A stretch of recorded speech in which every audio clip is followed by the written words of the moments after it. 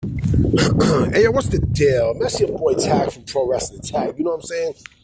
As of this recording, it is 5:13 p.m., March 8th, 2025. You know what I mean? And right now I'm just chilling. You know, what I didn't realize was that tonight you have to set your alarm clocks forward. You know what I mean? Because it's daylight savings tonight. You know what I mean? Because it's spring. So remember, spring forward, fall back. You know what I mean? So when it's the fall, you put it backwards. But when it's, when it's spring, it goes forward. You know what I'm saying? So yeah. So I was gonna say this for a discussion video for tomorrow, but I'm like, you know what? Fuck it. I mean, I got some discussions I wanna bring up. You know what I mean? Right now I'm just here in Fort Greene Park chilling. You know, anybody who knows Fort Greene Park, you know what I'm saying? Those big high ass stairs. You know what I mean? That's where I'm at. You know what I mean? You can get a good vision of it. You know what I mean? You get a good vision of what I'm talking about. You know what I'm saying? So I was gonna say this topic for yesterday because it's really nothing, it's really nothing to talk about. I mean, it's nothing really to talk about today in pro wrestling. The only thing I did was that video with Jade and Bianca, and then I heard about the so-called rumor. And again, this is Meltzer saying how, Cody was supposed to be the one to turn heel instead of John Cena, which is bullshit. You know what I mean? Like, this dude Meltzer is just, I don't know, man. Meltzer's just, he's a different kind of guy, yo. You know what I'm saying? He's a different kind of guy. Like, it's hard to really dissect Meltzer because Meltzer's just, I don't know, yo. Like, Meltzer's just, he's Meltzer. He's Meltzer. You know what I'm saying? He's fucking Dave Meltzer. Meltzer's just I don't know, man. The dude is just, he's a funny motherfucker. I will say that. Dave Meltzer's just a funny guy, yo. But enough about him. I want to talk about somebody who I have noticed, in the last 15 plus years in pro wrestling where, you have your performers who, they win championships and everything. And people complain about, talent being, manufactured by WWE. If they go outside WWE, they wouldn't handle the rest of the pro wrestling industry, which is complete bullshit. You know what I mean? Like, it's complete bullshit. It is complete bullshit because you work a certain style. It doesn't mean that you're not going to adapt to other styles, which you will. The Miz, to me, is the most undervalued and most underappreciated talent, possibly in the history of the business. Forget WWE, possibly in the history of the business. Because this is a guy who, people say that people criticize the way how he wrestles, right? Because he wrestles safe. And he's never injured, right? I remember Bryan Danielson in that Talking Smack. I miss Talking Smack. I thought Talking Smack was the shit. Because Talking Smack was unfiltered, you know what I mean? And it actually broke, the fourth wall when it comes down to the wrestling business, right? So, Miz, cut a fiery promo on Bryan Danielson towards where, he told him the truth about himself and how he struggled to make it to the top of the business, right?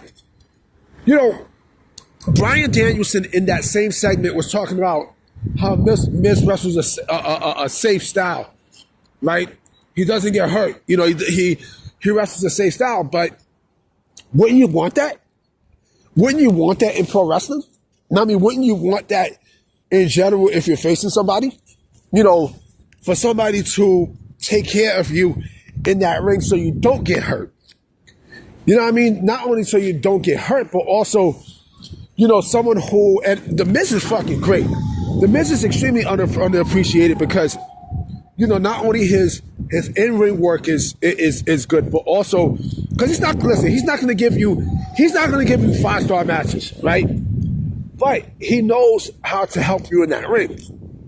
Now, I mean, he knows how to tell stories in that ring. And that's all that you need. That's all you basically need to know, you know.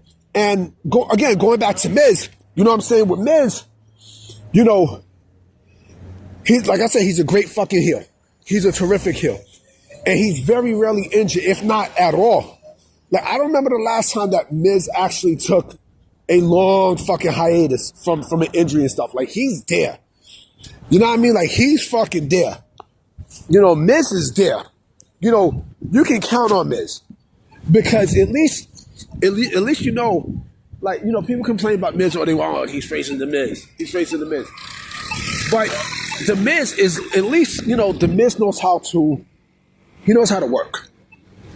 You know what I mean? He knows how to work, and he knows how to take care of his opponents possibly better than anybody else, period. You know? He's not going to go, and you never really heard a complaint about Mike Mizanin. You know, you never really hear anything fucked about Mike Mizanin at all. Not one bit. You know, you don't really hear anything, you know, about backstage politics with Mike Mizanin, and you know how Mike Mizanin is this, Mike Mizanin is that. You never really heard about that. And again, like, I think he's the most underappreciated and such because, you know, he became popular at a time where, you know, the industry changed to the more smaller guys and the more the indie rides and such. You know what I mean? And, you know, he basically came through the WWE rings. You know what I mean? He came through. You know, he came through that WWE system, right? And who the fuck is to say that, you know, let's say if he gets released, you know, by WWE, you know, who is to say that he won't be able to work, you know, New Japan or TNA or the NWA. You know what I mean? Because, you know, let's say he does go to New Japan Pro Wrestling, right? Hypothetically, let's say he goes, right? You know, they gotta accommodate his style. They gotta accommodate his style. No matter how you slice it, the man's still a former WWE champion. No matter how you slice it, I mean, no matter how you cut it, he's still a WWE champion. So they're going to push him as a WWE champion. You know, let's say he went to AEW. You know, if he went to AEW, you know they will push him, right? They know they will push him. And I think the reason why he gets all this quote unquote hate for wrestling fans was because he came from the real world. You know what I mean? And, you know, they felt like he got a free ride, but I don't think that's the case. I mean, you know, he worked his ass off. This was his dream, right? He's a smart guy if you think about it, because he used that show to get to what he really wanted to do. And that is to be a professional wrestler. And it worked. It worked. It worked to perfection. You know, so you can't get mad at dude. You can't get mad at dude. Again, like, he's a great fucking heel. You know what I mean? He's a great heel. I think he's great when, you know, his work in 2016 was fucking great. You know what I mean? Like, he came back fiery and stuff. I wish he would have had that match with Bryan Danielson, you know, to get the shit off, you know, to get the shit out. You know what I mean? But fuck it, we got enough, you know, we got something. I mean, we definitely got something. You know what I mean? We definitely got something. You know what I'm saying? And yeah, I mean, you know, again, he's underappreciated and undervalued because of, you know, the fans of that time. You know, if you're not a person who, you know, wrestles an indie style or gets 5 stars from Meltzer, you're basically a nobody in their eyes, right? In their eyes, but you know, WWE don't care about that because WWE is the biggest promotion in the game, and you know, character work is all that really matters. I mean, look at fucking LA Knight, Eli Drake. Let me look at Eli Drake. Eli, you know, LA Knight, you know, he's not the best in-ring performer and such, but his character work speaks for itself, and that's enough to get over.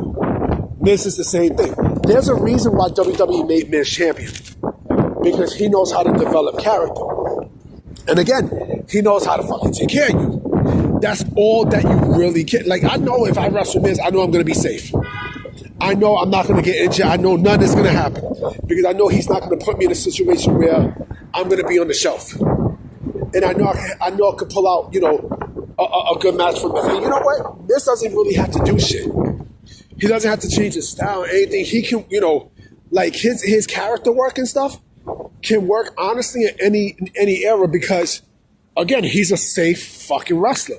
And there's absolutely nothing wrong with that. You know what I mean? And I think that's the problem with these diehards where they're like, oh, he's scared to take risk. He's scared. Of course, nigga, pro wrestling is a sport where you're going to get injured. Of course. That you think that mat is like a fucking bed? Fuck no. I took a bump one day. You know what I mean? Like it's funny because there was a wrestling school that was somewhere in, I think it was somewhere in Williamsburg, right? It was somewhere in Williamsburg, and ironically enough, Amazing Red was there. You know what I mean? This was before House of Glory. Amazing Red was part of it, right? And we were friends, and we asked to take a bump, and we took that bump. That shit hurt like a motherfucker. One bump. Now I mean, we took one bump in that ring, and that shit hurt as fuck. You know what I mean? So yeah, I would want someone to protect me in that ring. And I think Miz is the best person for that. But I'm about to be out, guys, you know what I'm saying? Because I'm about to head somewhere. So I'm going to definitely check you out tomorrow. So this video is going to go up about 11:35 or so. You know what I'm saying? By the time of this recording. You know what I mean? So I'm going to holler at y'all. Peace.